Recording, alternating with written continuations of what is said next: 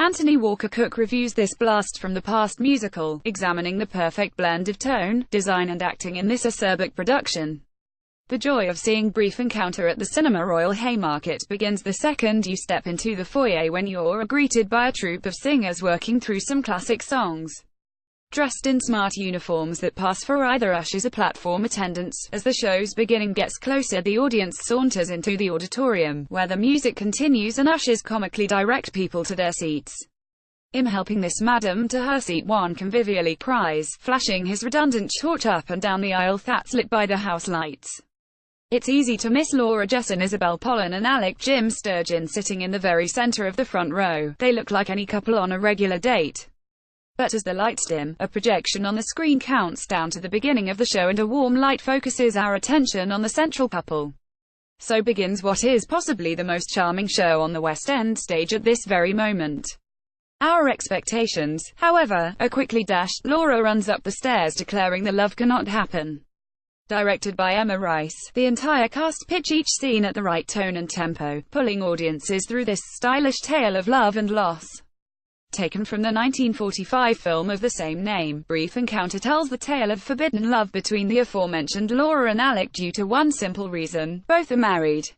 Yet after an off-chance meeting in the cafe at the Milford Junction train station, the two begin an affair that feels, by today's standards, almost placid. The trips to the cinema, lunches out and a haphazard boat ride do not seem to a modern sensibility such a cause for concern, yet the beauty of this production is that we truly believe Laura's doubts. A brief look at her home life with Fred Jess and Dean Nolan, her crossword-completing husband whose trick with a paper bag is one any gentleman of that era knew, reveals the need for something more, yet social restrictions stop her, we feel, from ever achieving the desires of her heart. Joss Slovak and Beverly Rudd in Brief Encounter. Photograph, Steve Tanner paying homage to the success of the original film. Neil Murray's design combines set pieces with black and white recordings projected onto a cinema screen. Behind is an open realization of the train station that pliably also becomes the Jessen family home and a river for the aforementioned boat scene, but the setting is primarily the station cafe. With a skeleton of iron steps and a bridge that allow characters to dramatically run across, and given the impression of changing platform, characters pick up some of the loose coal on stage and watch as a projected train leaves the station on a screen behind. But a setting is nothing without characters, and helming this veritable institution is Myrtle Lucy Terry, the Barbara Windsor of train station cafes. Terry brings a no-nonsense strength to the role, which contrasts beauty with the comic simplicity of Beverly Rudd's Beryl. Whether it be falling in love with Joss Slovak Stanley, riding her scooter, or appearing as a Scottish waitress asking the clandestine couple if they want anything to drink, Rudd's comedic timing offers a brief relief to the high-volume tone of the love affair. As her lover, Slovak offers delicate moments of musical interlude throughout. Murray's set deserves praise for its versatility and effectiveness, but the ensemble of Brief Encounter uses props to brilliant and often comedic effect. During their boat ride, a single branch of cherry blossom is held out to capture Alec's dubious rowing skills as he takes the pair into the bushes by accident.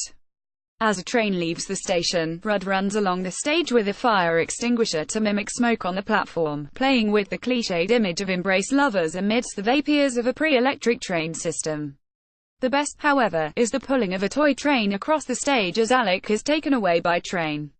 Sturgeon jumps across the train and continually waves to Laura, a simple, comic and effective way of capturing the transient spirit of the setting.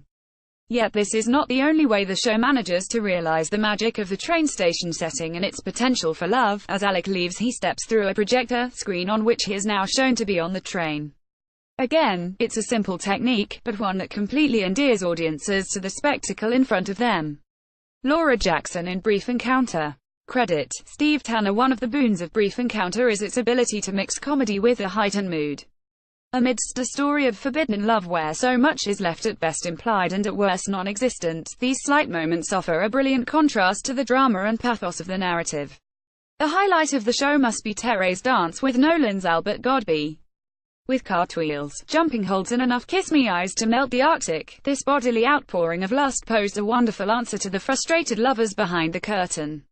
Brief Encounter is of slight moments of heightened drama, and Pollen and Sturgeon lead this commendable cast through an evening of wonderful songs and dance. Clearly the creative team and ensemble are all attuned to the atmosphere of both the original film and the time in which it was made. Under this context, the dialogue of Brief Encounter may seem cliché, yet within seconds audiences warm to the charm and brilliance of this production. With swinging chandeliers and swelling music that leads to a kiss that expresses the tensions of the characters, the audience and the piece itself, Alec asks Laura, tell me it's the same with you, that you've fallen in love too. Reader, I think I might have. 5/5 Brief Encounter is at the Cinema Royal Haymarket until the 22nd of July 2018. Feature photograph, Steve Tanner. Anthony Walker Cook is a PhD candidate at UCL and is the theatre editor for London Student.